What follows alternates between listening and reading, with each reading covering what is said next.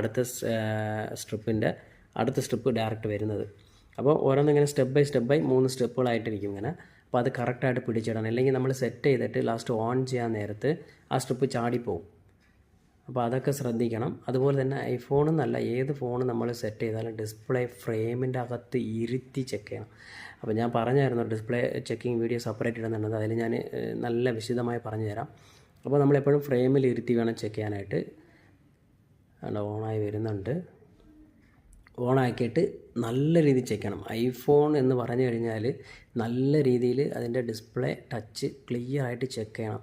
Check ചെയ്തതിന് ശേഷം മാത്രമേ സെറ്റ് ചെയ്യാവൂ. കാരണം നമ്മൾ രണ്ടാമത് ഇപ്പോൾ ചെക്ക് ചെയ്ത് ഇപ്പോൾ പുറമേ വെച്ച് ചെക്ക് ചെയ്തിട്ട് നമ്മൾ തിരിച്ച് സെറ്റ് ചെയ്യുമ്പോൾ ഇച്ചിരി ടൈറ്റായിട്ടേ കയറത്തുള്ളൂ. അത് ചെയ്തവർക്ക് മനസ്സിലാവും.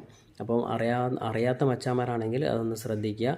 ഇച്ചിരി ടൈറ്റ് ആവാൻ നേരത്ത് ഏറ്റവും കൂടുതൽ ഐഫോണിൻ്റെ അകത്ത് വരുന്നതെന്ന് പറഞ്ഞാൽ ഒരു സൈഡിൽ എവിടെയെങ്കിലും ഒരു വൈറ്റ്